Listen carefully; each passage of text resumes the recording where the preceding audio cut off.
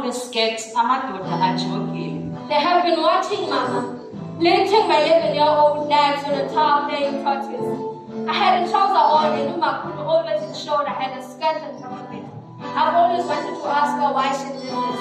I had a thick woolen jersey, yet they could see beneath my small breast flaunting the way to me.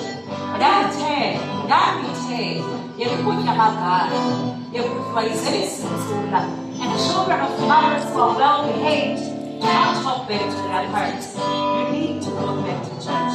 Clearly, your senses have left you. They found it unscathed, sprouting on its own, wild berries and rivers they could bathe from, bark trees that hide healing in holidays. They could do much to it as they please, coming and going, excreting their semen wherever and whenever they can. There's no space left unspoiled. And God has long gone here, Mama. You are dead. You were not there. I was, I am. Uncultured. It is a hole. Africa is an incredulous hole. At least most holes enjoy the task, should it not? We need to move on with the times. 12. They're still inhabiting this body. The past is relentless. A mother confined somewhere in a servant's courtyard, unable to see his children because someone was watching him tormented. Did they tell you about the child whom you ran over with a car? He only stole oranges. What about Maria Mojato and Kuzaito, who were shot dead and fed to the pigs? They only wanted expired food. Poverty is too expensive. I am tired, Mama. Our neighbor's daughter grew tired too, and zipped her skirt to get a livelihood. 12. Those boys followed us last night, high on cheap rides and their father's disappointments. They did not catch us. They could not catch us. At least they could not catch me. I'm still undoing the incurable soul formed by money. The wound is yawning. I am tired of this discussion. We're no longer scared. I'm not joking. Why are you calling Mama the day Baba left? I thought you were asleep. I was alive. Baba of my children. He drank a whole bottle of whiskey that night. His friend who almost ruined our wedding received the bonus check. They drank in that dodgy, dingy place. He came back home only to use the wrong key to our bedroom door, slammed it open, broken. The kitten did not even purr at his sight.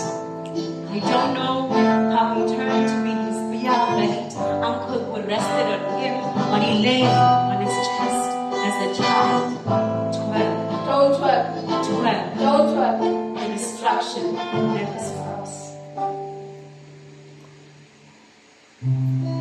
He is rubbing his itchy testicles standing on a pavement, my father. The stingy abuser, cheat, God-forsaken son of the harlot.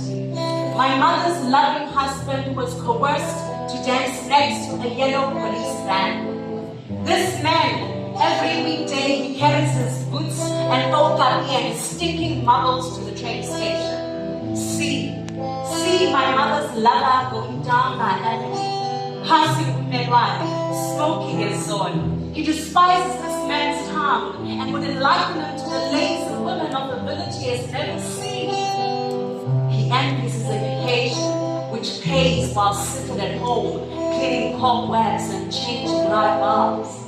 The memory of my father, dancing next to a yellow police van, somebody laughing, somebody calling him a word, somebody tilting their head down low.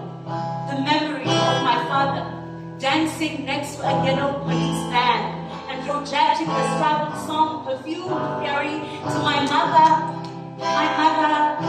the gazing arrow. Every Sunday, he plays Flowers of the Nation, kisses my mother's hip, compliments the women in hair saloons, smiles at the men who own the shop and speaks about Pan-Africanism, but never the yellow van. But other stories to quell the knowing pain, more stories to romanticize his reign. Gerberha once said, for 3 days as a child, my mother's tandwa had suckled on the breast of these deceased men. She says grandfather had killed grandmother, for the lesser meat on his plate for 3 days as a child. No one could hear my father cry. Not the shebang queen next door. Not the drunk couple who made love at their toilets.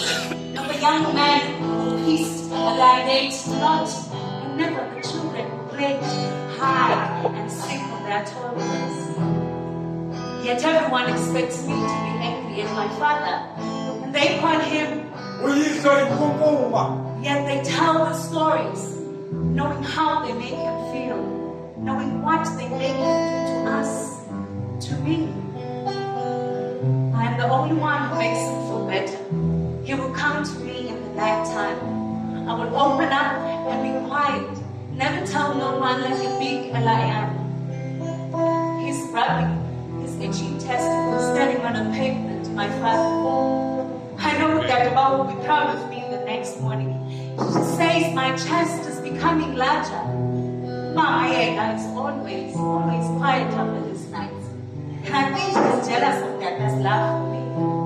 Tomorrow night again, I will open up and be quiet. Never tell no one like a big girl I am. He's rubbing his itchy testicles, standing on a pavement, my father, floundering about like a sheep in the shadow of shore, not stirring any emotion like music or like sound, like a Makeba or a Van Gogh or a Mozart, or a Jambuzo Marichella launching plates on the Chandelier in an award ceremony. He's coming, and I will open up and be quiet. Never tell no one like a big girl I am. And I want to say, Teta God, scream that he's coming. About Baj, Inshallah, Wanake. Inshallah, Wanake. The Bible says all those who are weary and burdened should come before you. So, Heavenly Father, forgive them, I pray. But I don't know whether to forgive. Though your prayer says we should forgive those who trespass against us. But how though when I've been treated and treated like trash, I've been trespassed, violated, my soul scattered at a young age, and yet I should forgive. How do I forgive when I cry every night begging for forgiveness for only God knows what, as He would rip my clothes and strip my legs apart, leaving me dying slowly inside. Days became centuries as I prayed for death, was each day I got weaker. Was this the life I was going to live? Are we even blood related? I'll ask myself as He groaned on top of me out of pleasure. Now tell me, why should I forgive? Whom should I forgive? Why should I forgive when He failed to forgive me every time He would force Himself on me while I lay on my back helplessly? My screams and cries were melody and music to His ears. How do I forgive when He would brutally slap me for retaliation? This is a prayer of a girl who once held her head high. A prayer of a girl who once was sweet and warm and wanted for it. A girl in pursuit of healing. Father, I pray you forgive them, for I have failed to forgive those who fail to forgive. The sun is orange, setting on the west. Her skin brown, sweaty, tired from a long day of work. Nobody ever asked her to carry home her plastic bags. Her son denies her face in the company of friends. He would say, well-dressed boys in the latest Kabbalah shoes. They call them Miss Batani. Every girl in the township screams when they pass. They burn clothes, dreams, money, and drink custard to sweeten their absurdity. Their mother sweats and tears for standing ovations and better dressed awards. Snake around. The boys who found marijuana too subtle, made a guest house out of their grandmother's private parts, and even asked their friends to pull up, never pull out. The mother knows these things, The mother whips every night, her tears meeting a kitchen sink from a clap, a kick, and words which have stared at her longer than they should. These things which have made her hide her tears from the rest. These things which have made her wonder what could work better between a rope and a red poison. She keeps quiet, succumbing to the traditional teachings of her people, the teachings that do no good but accentuate the pain on her chest. She gets home to a house full of children, tell her they're hungry as she enters the door, and grandchildren with dry knees and mucus smiling faces who open their tiny hands, no one ever applauds her. Not a single song is sang at the end of her week. No poems are recited. Flowers are set at our doorstep. Sky is darker. Purple hisses. I'm reminded to wash the odor from her armpits from the long day of work. There is tomorrow. These children, the lingering death at her doorstep. She will be here.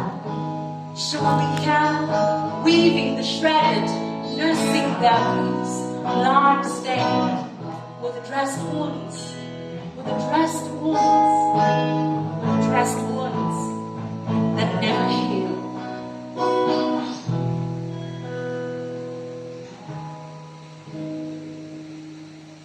There are storms inside of you, and your mother they call a nutcase. You walk around searching for your father in the chest of old beer-bellied men who buy you a bottle of champagne and a deep-held beef at the end of your night. Your fridge is clean, empty. Your friends do not discuss full holistic generational world. They discard your CV when they seek CVs at their workplaces. But you do not have to think or worry. You will look pretty on your good makeup, concealing your hunger, insecurities, and pain with fake designer clothes and filtered focus stands. You hate natural hair, hate care of Egypt, those hoteps, naked women dancing for themselves in front of mirrors, drinking fine wine because they are free. You envy them because they love themselves. They know how to make love solely themselves. You wish somebody should have taught you that. The women who plant gardens in their backyards and eat figs. You love anything that might make you think of home. The scent of clean rice with potatoes and only salt to taste. So you fill your void with a number of outfits you own so that you could hear, "You look great, girl. You look great, girl." Words which sustain you for a few hours. In the midst of the night, you yearn for the rapid sight of you at dawn, like a crow longs to feed on a carcass and its rarity. Cigars like you make men happy. They make other girls mad. They make mothers frown. Dolby, why are you chasing things? Why are you chasing love which doesn't know how to stay? I hope you discover what happens to the body when it starts to heal and comes home to itself. Come home to yourself, to a home which has no slamming doors, no fist hit on the wall, to a home which refuses to accept any definition of it from the outside about its true essence, because you are good love. You are good love, but we will never tell you that. We will never tell you that women like you and girls like you are necessary, coloring out of the lines. Because we too are ashamed to look at ourselves, to look closely, and discover that we have molded you. So we will call you unbecoming, uncouth. You are embarrassed to ask your door. There are storms inside of you, and you are in the eye of a storm.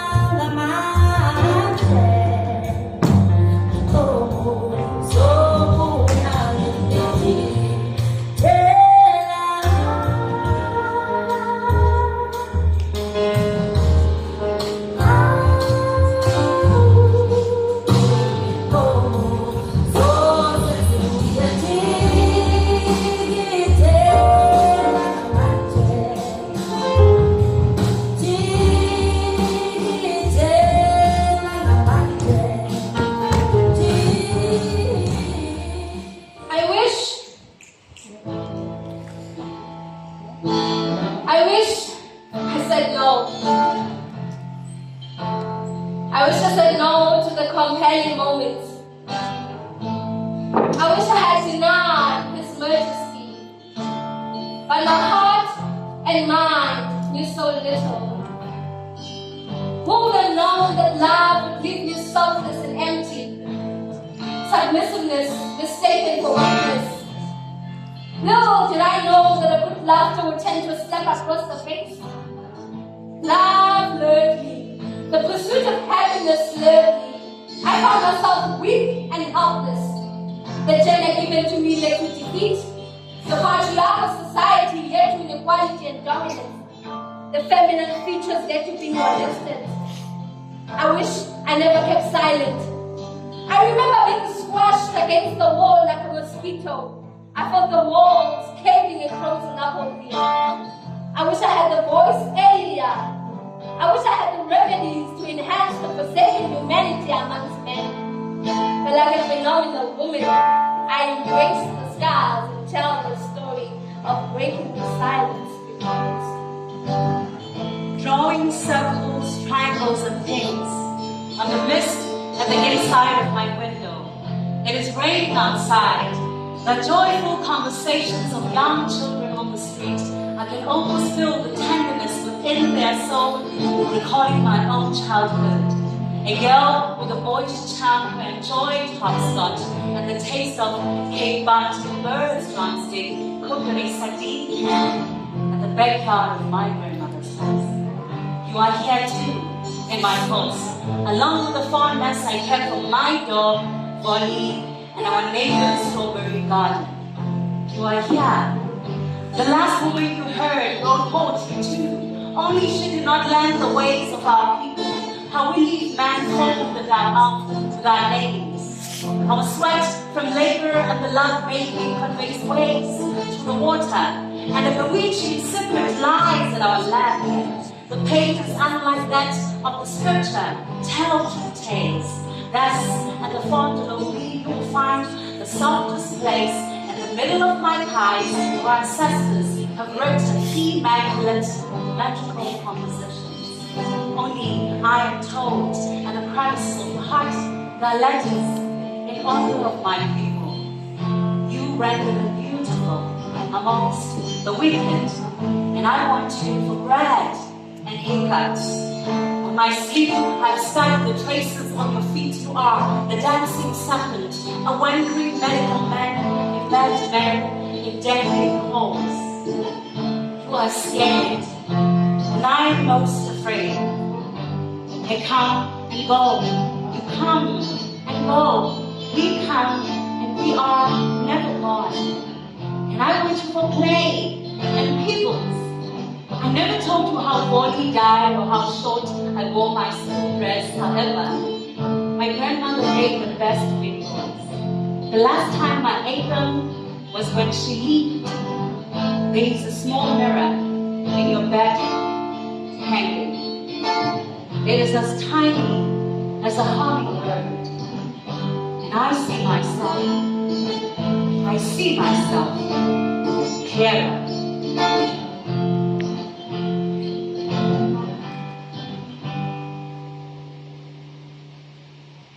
I am finding it difficult to erase memories of you. You've held my soul in sorcery.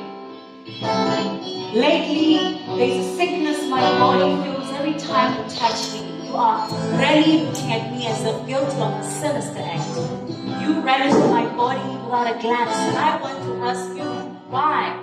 But I am clenched in captivity, and how you make my body feel so good. Like an unwelcome guest to the throne, I am stoned, beaten, bent, despite honor. The same woman who held an umbrella for you during a storm, in a bedroom with a roof with holes. The next morning we had to wait for our clothes to dry before going to class. You were graduating the next year. With the indignity of the tree you found the boat, I still did not care. Instead, I conjured up stories to nurse your heart, because none should judge one's absence. When everyone forgot you, that is when I found you most meaningful. There is a blindness in love which our forebears have bemoaned. A sin without sin, when we were both blind to past trauma. So we philosophize our experience. Thus, like vultures, we devour on the flesh of those who had loved us in truth. Defame a name of a soldier who saved us in battles, in war with ourselves. Where we cuss the loving in front of the eyes of others, only to be enveloped with their bosom in the middle of the night in secrecy. I ask myself numerous questions that women anguish as themselves, as if there's a place in their head which needs a major operation performed. And of course I've gone away. And I am trying to find the which brings solace to a woman when you went away with so much of her. Then I still think I miss your scrambled eggs and the way you wrap your pointy nose against mine, as if taking my breath away. Taking my breath away. The other day you said I stopped visiting. I loved you. And I don't remember what else, but I do remember.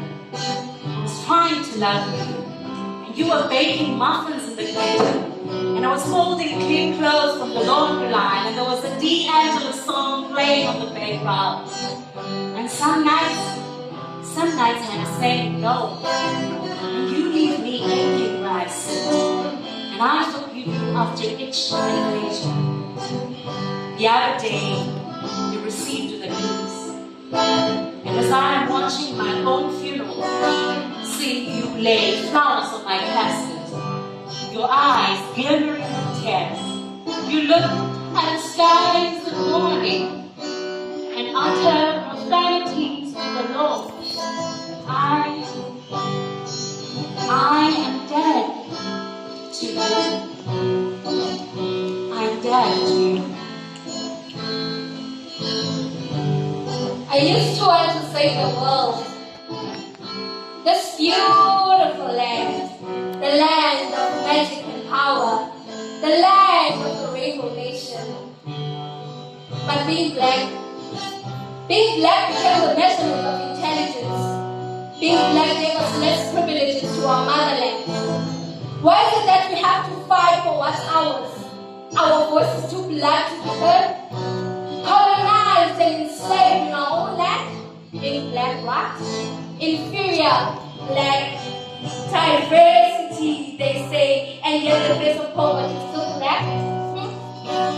Patriarchy, some given power and some devalued under it. Funny how women are given less value and yet the value of men. Patriarchal societies, we home but we walk around looking over our shoulders. Pillars of the same society that think we deserve less of everything. We're not women enough to be presidents. What is it that's so manly and masculine that makes us jealous despite us this much? Hey women, they say, now we speak out and be the voices of the land. Let the sun rise, be the start of great moments. And after all, the feminine spirit shall not go into vain. The feminine spirit shall not go into vain. The feminine spirit shall not go into vain. I have seen silhouettes on this garden. Its hues conceal our predecessors' names. The graveyards tell of their bravery. This town is built with song of the the mother from church apostle, seduced by the reverend because of her impeccable vibrato. It is a giggle from a hungry child near a spice shop, selling a fake raffle to feed his savings. I've seen this part of the world, dancing on a Kona shebeen. I've seen its moves from a young woman who placed a newborn child in a black plastic bag and threw it out with a garbage. Our dependable dogs have told these tales. I call it home, a place of displacement. Its heart floats from River, Babalwa, and Kona. The blood of its people that is shed on this soil continuously sprouts as prickly pearls. Way! Not to be forgotten. I felt its anger, gunshots, and family feuds because of passion for land. Its joys on children swaying on the back of trucks, and that's why it's expensive labor. I've heard it's able to be freed on its over speed, on the break of a bottle to stab another. Its despair is carved on my grandmother's face. Christmas Day, rain here. Love is suspended during the festivities. Its rage bursts out in sewage. Our ancestors cry and parade is the mockery on night to eat houses. The kaleidoscopic people. It is a garden top like no other. Pleasing to senses, repulsive to the other. But I like it, yeah? It is home. Watch how we release our ghosts for a dance in the garden. Watch how we release our ghosts for a dance in the garden. We chant in the darkness and melody. Freedom song. Freedom song. Freedom song is dead. Yeah. We are happy. We are very, very happy.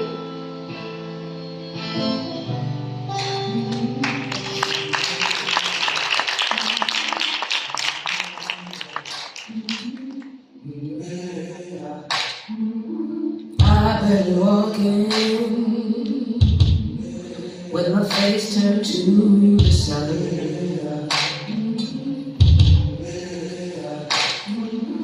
Weight on my shoulders,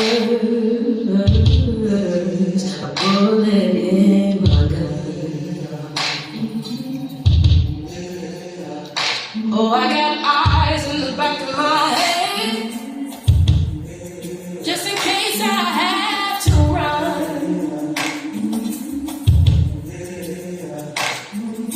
I do what I can, what I can for the people. While the clouds roll back and the stars fill the night, that's where I'm gonna stand up, take my people with me. Together we are going to a brand new home, far across the river. Can you hear freedom calling, calling me to answer? Gonna keep on keeping on. I can feel it in my bones.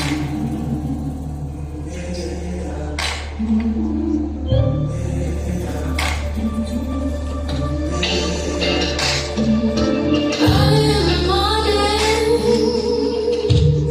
before the sun begins to shine, gonna start moving towards that separation